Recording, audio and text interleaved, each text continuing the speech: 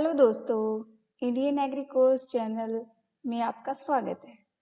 आज की क्लास में हम डिस्कस करेंगे यूपीएससी प्रीलिम्स 2020,000 के अंदर जो एग्रीकल्चर के क्वेश्चन आए थे उनके बारे में। Let's start. The question, what are the advantage of fertigation in agriculture. दोस्तों, फर्टिगेशन क्या होता है कि जो इरिगेशन सिस्टम है उसके थ्रू हमने क्या करना है, फर्टिलाइजर एप्लीकेशन करना है। उस प्रोसेस को हम बोलते हैं फर्टिगेशन। ठीक है, और फर्टिगेशन के थ्रू हम क्या कंट्रोल कर सकते हैं, एल्केनिटी ऑफ इरिगेशन वाटर। ठीक है, इसके अंदर हम, और जब एल्केनिटी कंट्रोल होती है इरिगेशन वाटर की, और न्यूट्रिएंट की भी क्या होती है, एफिशिएंट अवेलेबिलिटी होती है प्लांट्स के लिए, और उनका क्या होता है, एफिशिएंट यूज होता है। ठीक है, और एफिशिएंट यूज होता है तो मीन्स जो वेस्ट है न्यूट्रिएंट्स का वो भी कम होता है। तो जो क्वेश्चन ऑप्शन है थर्ड ये भी राइट है, ऑप्शन फोर्थ ये भी राइट है। तो इसका राइट आंसर क्या हुआ, सी। नेक्स्ट क्वेश्चन में है कि जो केमिकल फर्टिलाइजर्स हैं इंडिया के अंदर, उनकी एक दो तीन स्टेटमेंट्स हैं कि एट प्रेजेंट जो रिटेल प्राइस है केमिकल फर्टिलाइजर्स का वो मार्केट ड्राइवन है, नॉट बाय द गवर्नमेंट। ठीक है, तो ये स्टेटमेंट क्या है, रोंग है। जैसे यूरिया लाइक फर्टिलाइजर्स हैं तो उनके जो रिटेल प्राइस हैं वो किसके द्वारा डिसाइड किए जाते हैं, गवर्नमेंट के द्वारा। ठीक है, नेक्स्ट है ammonia which is an input of urea. ये बिल्कुल राइट है, is produced from natural gas. सबसे पहले क्या होगा, जैसे मीथेन लाइक जितनी भी नेचुरल गैसेज हैं उन सबको किस में कन्वर्ट कर दिया जाएगा, गैसियस हाइड्रोजन के अंदर। और इस गैसियस हाइड्रोजन को फिर किसके साथ कंबाइन कर देते हैं, नाइट्रोजन के अंदर के साथ कंबाइन कर देंगे और क्या बन जाएगा, अमोनिया। ठीक है, तो ये भी क्या हुआ, राइट हुआ। नेक्स्ट है sulphur which is a raw material for phosphoric acid fertilizers is a by product of oil refineries. ये भी क्या है, राइट है कि क्योंकि जितनी भी ऑयल रिफाइनरीज हैं उनका जो बाय प्रोडक्ट वो क्या है, सल्फर है। जितनी भी ऑयल सीड क्रॉप्स हैं उनका एक मेन फर्टिलाइजर्स भी है और मेन एसेंशियल न्यूट्रिएंट भी है सल्फर। ठीक है, तो राइट क्या हुआ, बी। नेक्स्ट है कि इनमें से कौन से स्टेटमेंट करेक्ट है। फर्स्ट है 36% of India's district are classified as over exploited और क्रिटिकल। ओवर एक्सप्लॉइटेड मीन्स जिसमें 100% से ऊपर क्या है, वाटर का यूज हो चुका है, और क्रिटिकल में जिसमें 90 to 100% के बीच में वाटर का क्या हो रहा है, यूज हो रहा है, किसका, ग्राउंड वाटर का। ठीक है, लेकिन वो 30% इन्होंने क्या बताया, इंडिया डिस्ट्रिक्ट, ये क्या है, रोंग है। ठीक है, डाटा इसका नेक्स्ट स्लाइड में दिया गया है, और इसमें क्या है कि जो सेंट्रल ग्राउंड वाटर अथॉरिटी है वो किसके अंडर में बनी थी, इन्वायरमेंट एक्ट के अंडर में। ठीक है, तो ये क्या है, राइट है। नेक्स्ट है India has the largest area under ground water irrigation in the world. ये भी क्या है, राइट है। तो राइट आंसर क्या हुआ, बी। जैसे कि इसमें बताया है कि according to central ground water blocks in 256 district was water stage. ठीक है, इनमें मेन है तमिलनाडु, राजस्थान, उत्तर प्रदेश एंड तेलंगाना। ठीक है, जिसके अंदर ground water level in 1886 blocks के अंदर क्या है, ओवर एक्सप्लॉइटेड है। ठीक है, जिसमें क्या है 100% से ज्यादा ग्राउंड वाटर का यूज हुआ है, लेकिन जो क्रिटिकल स्टेज पे हैं वो कितने हैं, 312 हैं। ठीक है, नेक्स्ट है कि कोई भी पर्टिकुलर प्लांट स्पीसीज है, अगर वो शेड्यूल 6 के अंदर wild life protection act in 1972 के अंडर में आता है, तो उसके कुछ क्या है, स्पेसिफिकेशंस हैं। और उसके स्पेसिफिकेशन क्या है कि जो भी प्लांट उस एक्ट के अंडर आता है उस प्लांट को हम किसी भी सर्कमस्टांसेस में कल्टीवेशन के अंडर नहीं ला सकते। तो इसका राइट ऑप्शन क्या हुआ, बी। इसमें नेक्स्ट क्वेश्चन आया हुआ है कि advantage of zero tillage in agriculture. Tillage का मीन क्या है, सोयल को डिस्टर्ब करना। ठीक है। जीरो टिलेज मीन्स सोयल के अंदर कोई डिस्टरबेंस नहीं करनी है, हमने क्या करनी है, डायरेक्ट सोइंग करनी है सोयल के अंदर। ओके, तो फर्स्ट स्टेटमेंट क्या है कि sowing of wheat is possible without burning the residue of previous crop.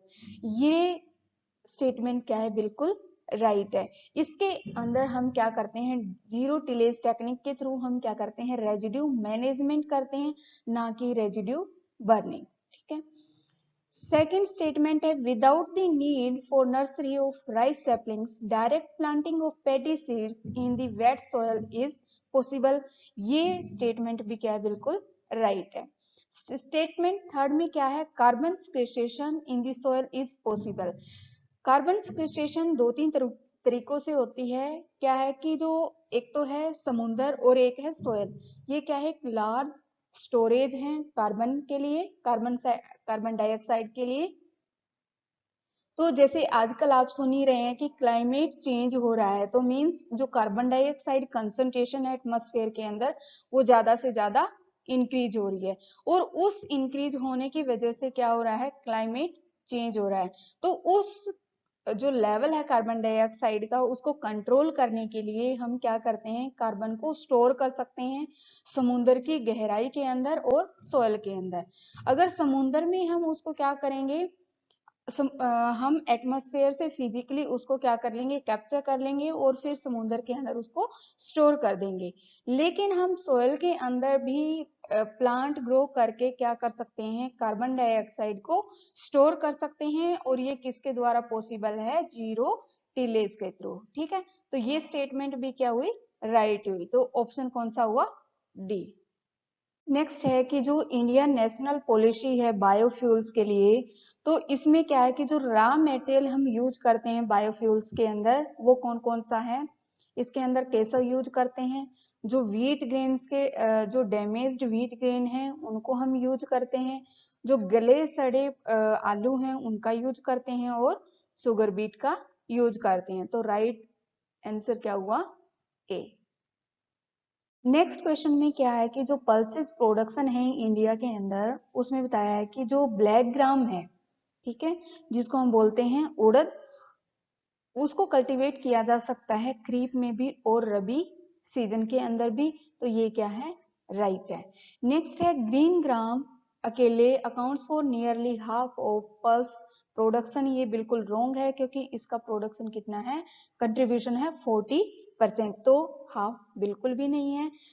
Next question क्या है, इन दी last 3 decades, while the production of kharif pulses increased, the production of rabi pulses has decreased। तो ये option भी क्या है, wrong है। तो इसका राइट ऑप्शन क्या हुआ, ए। इसमें एक नेक्स्ट क्वेश्चन आया हुआ था, वो क्वेश्चन है कि जो क्रॉप ट्रॉपिकल नेचर की है, सब ट्रॉपिकल नेचर की है, वो इंजरस हो जाती है किससे, फ्रस्ट की वजह से। ठीक है, और जिसको फ्रस्ट फ्री कितने डेज चाहिए, 210 दिन, और जो रेनफॉल है या फिर वाटर रिक्वायरमेंट है वो कितनी चाहिए, 50 से 100 के बीच में, और लेट एक लाइट वेल ड्रेन्ड सॉइल चाहिए। ठीक है, जो क्या कर सके, रिटेन कर सके moisture, ideal for cultivation of the crop. उनमें से जो राइट है वो कौन सा है, कॉटन। ठीक है, क्योंकि जो कॉटन है, कॉटन के जो बॉल्स हैं वो फ्रस्ट की वजह से क्या हो सकते हैं, खराब हो सकते हैं। तो इसका राइट ऑप्शन क्या हुआ, ए। इसमें नेक्स्ट क्वेश्चन है कि जो करंट ट्रेंड्स है शुगर केन कल्टीवेशन का इंडिया के अंदर, तो उसमें कुछ स्टेटमेंट्स हैं, जिसमें फर्स्ट स्टेटमेंट है कि जो सीड मटेरियल है उसकी सब्सटेंशियल सेविंग हो जाती है। किस केस में, अगर हम बर्ड चिप्स सेटलिंग्स हैं अगर नर्सरी में लगाते हैं, नर्सरी के बाद फिर उनको हम मेन फील्ड में क्या करते हैं, ट्रांसप्लांट करते हैं। तो ये क्या है, बिल्कुल राइट है। तो इसमें जो ऑप्शन बी है वो भी क्या हो गया, रोंग। ठीक है, ऑप्शन डी ये भी क्या हो गया, कैंसिल हो गया। तो बचा ऑप्शन ए और ऑप्शन सी। अब क्या है कि जो सेकंड स्टेटमेंट है इसमें है कि व्हेन डायरेक्ट प्लांटिंग अगर हम सेट्स की करते हैं तो इसका कहने का मतलब है कि अगर सिंगल बड प्रेजेंट है एक सेट के ऊपर तो उसका जर्मिनेशन परसेंटेज ज्यादा होगा एज कंपेयर टू दी जिस सेट के अंदर ज्यादा बर्ड्स हैं। तो ऐसा बिल्कुल नहीं हो सकता। तो ये ऑप्शन स्टेटमेंट भी क्या है इनकी रोंग है। तो राइट ऑप्शन क्या हुआ सी।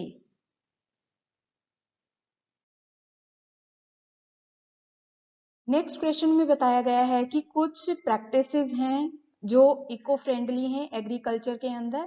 ठीक है, जैसे क्रॉपिंग सिस्टम है, अगर हम सेम क्रॉपिंग सिस्टम फॉलो कर रहे हैं जैसे हरियाणा के अंदर पंजाब के अंदर क्या है एक ही क्रॉपिंग सिस्टम फॉलो कर रहे हैं राइस वीट। तो इस क्रॉपिंग सिस्टम की वजह से जो राइस वीट हमने क्रॉपिंग सिस्टम लिया है इसकी वजह से प्रॉब्लम आ रही है, वीड का इन्फेस्टेशन ज्यादा हो रहा है, जो पेस्ट हैं उनका इन्फेस्टेशन ज्यादा हो रहा है, जो डिजीजेज हैं उनका उनकी प्रॉब्लम आ रही है, ज्यादा से ज्यादा प्रॉब्लम आएगी। ठीक है, तो ये किस टाइप के हो जाते हैं ऑटोनोमस टाइप की इकोलॉजी क्रिएट कर देते हैं और सेम लेयर से क्या करते हैं न्यूट्रिएंट अपटेक करते हैं। तो ऐसे क्या होगी जो सोयल की फर्टिलिटी होगी वो भी धीरे धीरे क्या हो जाएगी डिप्लीट हो जाएगी। ठीक है, तो इसको चेंज करने के लिए हम कौन सी टर्म यूज करते हैं क्रॉप डाइवर्सिफिकेशन। मीन्स क्रॉप को डाइवर्ट करो, जो क्रॉपिंग सिस्टम आप फॉलो कर रहे हो उसको डाइवर्ट करो। जैसे राइस आपने क्रीप सीजन में ग्रो किया है तो यहाँ पे आप किसी भी क्रॉप सीजन की क्रॉप ग्रो कर सकते हो जैसे पर्ल मिलेट, सोरगम, मेज। ठीक है, और कोई भी ऑयल सीड क्रॉप ग्रो कर सकते हो या फाइबर क्रॉप जैसे कॉटन करली सनफ्लावर वगैरह सेफ्लावर वगैरह आप ग्रो कर सकते हो। ठीक है, कोई भी ऑयल सीड क्रॉप ग्रो कर सकते हो आप, इसके अंदर कोई भी पल्स क्रॉप ग्रो कर सकते हो। ठीक है, लेकिन जैसे वीट है क्रॉप, अगर आपको रबी सीजन का कोई सीक्वेंस अगर चेंज करनी है तो आप इसमें रबी सीजन की क्रॉप लगा सकते हो। इससे भी जो इकोलॉजी है वो भी क्या हो जाती है चेंज हो जाती है। ठीक है, क्रॉप डाइवर्सिफिकेशन में वो क्रॉप्स लेके आओ जैसे लेग्यूम इंटेंसिफिकेशन है, लेग्यूमिनस क्रॉप लेके आओ जो क्या करेंगे इन्वायरमेंट को फेवरेबल करेंगी by fixing the nitrogen from the atmosphere. ठीक है, जो सक्सीडिंग क्रॉप है या फिर एसोसिएटेड क्रॉप है उसको भी न्यूट्रिएंट प्रोवाइड करेंगी। ठीक है, क्रॉप डाइवर्सिफिकेशन से क्या होगा जो इकोलॉजी होती है वो बिल्कुल मेंटेन रहती है। ठीक है, तो स्टेटमेंट वन भी क्या है राइट है, स्टेटमेंट बी भी बिल्कुल राइट है। और स्टेटमेंट थर्ड में क्या है टेंसियोमीटर, जो टेंसियोमीटर है मेनली वो किस टाइप सॉइल में यूज होता है सैंडी टाइप सॉइल के अंदर। ठीक है, इससे फार्मर फायदा कैसे उठा सकता है, जैसे ही वाटर एप्लीकेशन की है फार्मर ने तो कुछ दिन के बाद फिर से वाटर की रिक्वायरमेंट होती है। तो उस टाइम पे वो टेंसियोमीटर का यूज करके पता कर सकता है कि सोयल के अंदर एट प्रेजेंट कितना मॉइस्चर कंटेंट है। ठीक है, अगर मॉइस्चर कंटेंट इतना है कि सोयल जो क्रॉप है हमने ग्रो की है वो सरवाइव कर सकती है तो फार्मर जो एक्स्ट्रा वाटर की एप्लीकेशन है वो क्या कर देगा स्टॉप कर देगा। ठीक है, जिस टाइम पे वाटर की रिक्वायरमेंट होगी फार्मर उसी टाइम पे क्या करेगा इरिगेशन अप्लीकेशन करेगा। ठीक है, इससे भी जो सोयल का इन्वायरमेंट है या क्रॉप की जो इकोलॉजी है वो भी क्या रहती है मेंटेन रहती है। तो ये जो स्टेटमेंट है ये भी क्या है राइट है। नेक्स्ट है वर्टिकल फार्मिंग। जैसे कि आपने सुना होगा कि जो इंडिया की पॉपुलेशन है वो एट टाइम बहुत ज्यादा हो रही है लेकिन जो फूड ग्रेन प्रोडक्शन है वो रेट कम है।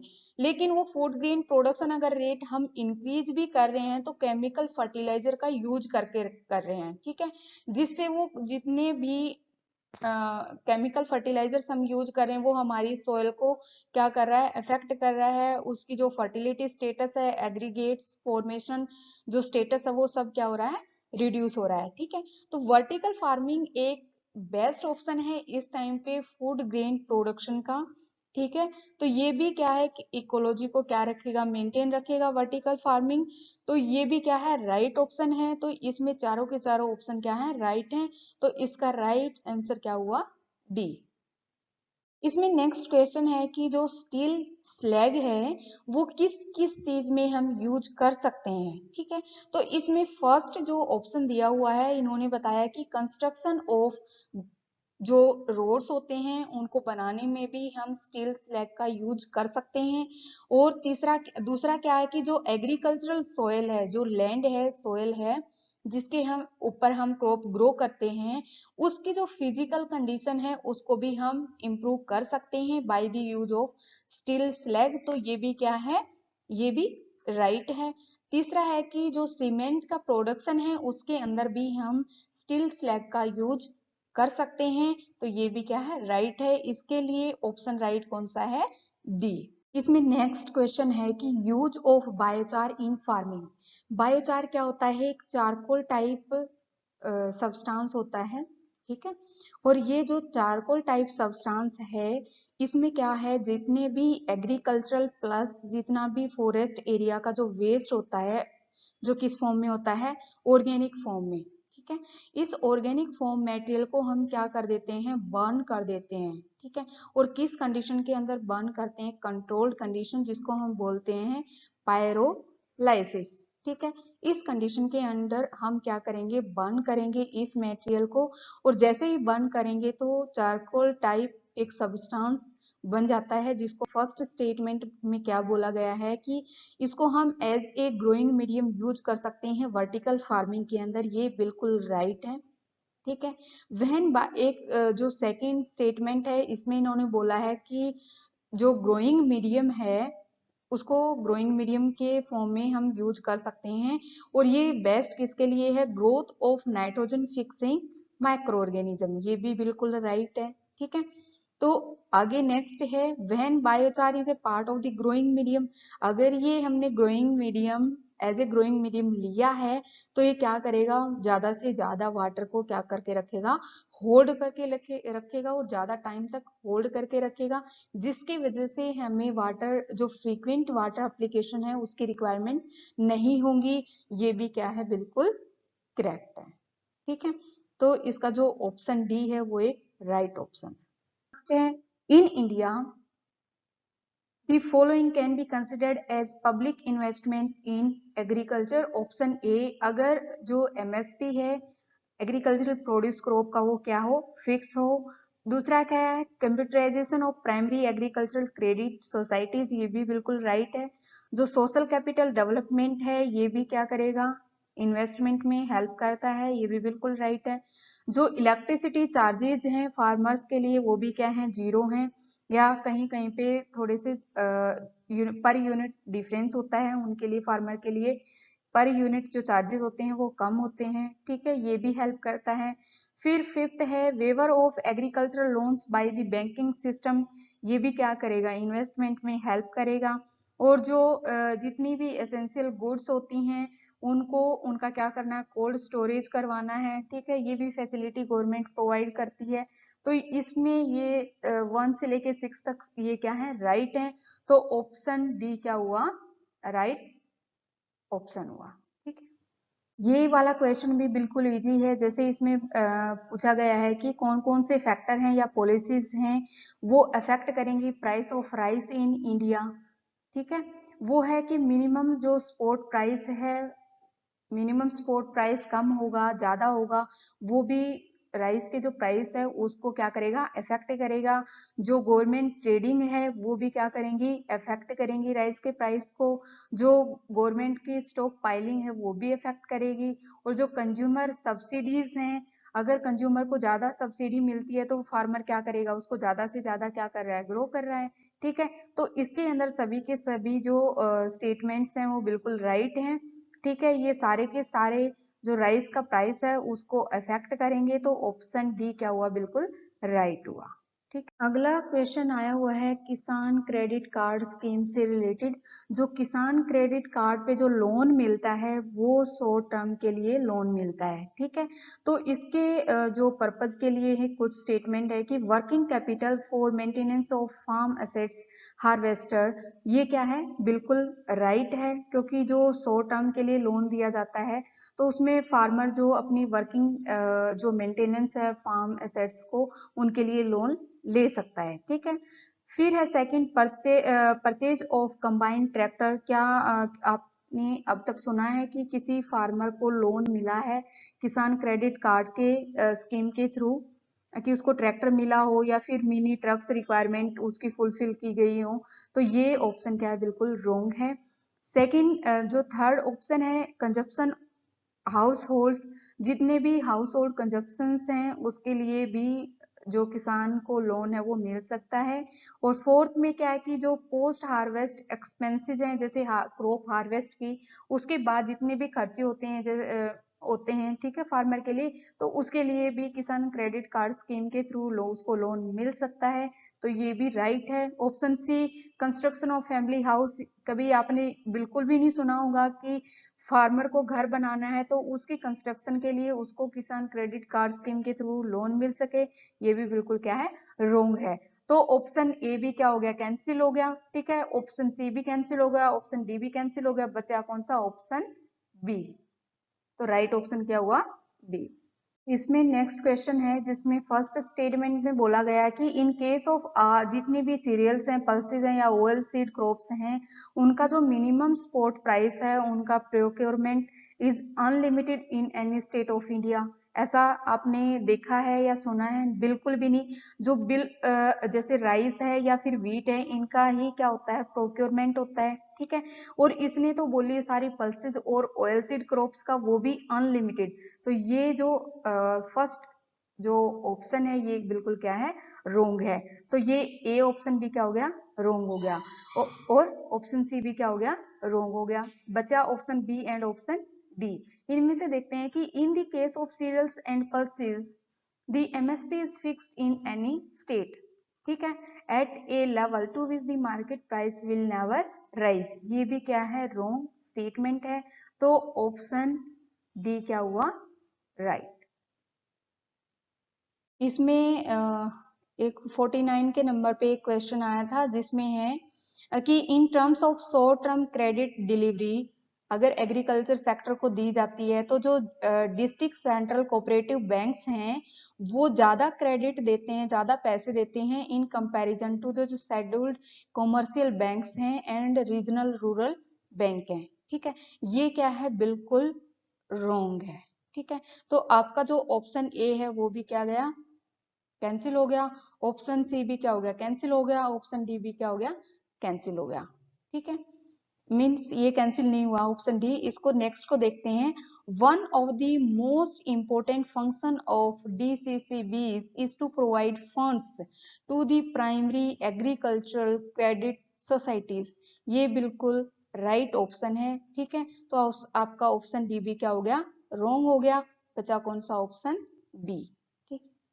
कुछ डिफिकल्ट क्वेश्चंस के अंदर बिल्कुल आसान और इजी क्वेश्चन भी आ जाते हैं। जैसे इसमें एक जनरल डिफरेंस पूछा है between plant and animal cell के बीच में, ठीक है। तो इसमें फर्स्ट स्टेटमेंट में बोला गया है कि plant cells have cellulose cell walls while animal cells do not, ठीक है। ये क्या है, राइट ऑप्शन है, ठीक है। ऑप्शन सेकंड में बोला गया कि plant cell do not have plasma membrane unlike animal cells which do. ये क्या है, रॉन्ग आंसर है, ठीक है। ऑप्शन सी में जो थर्ड है इसमें बोला गया है कि mature plant cells have has, जो मेच्योर प्लांट सेल है उसके अंदर एक लार्ज वैक्यूल होता है जिसमें वो क्या करते हैं, स्टोरेज, ये वैक्यूल स्टोरेज का काम करता है, ठीक है। और जो प्लांट, जो एनिमल की सेल होती है उसमें जो वैक्यूल होता है वो स्मॉल होता है, ठीक है। तो इसमें राइट ऑप्शन कौन सा हुआ, C. Thank you so much for watching this video. उम्मीद करते हैं आपको ये वीडियो पसंद आया होगा। प्लीज लाइक कीजिए, शेयर कीजिए और चैनल को सब्सक्राइब कीजिए। Thank you so much.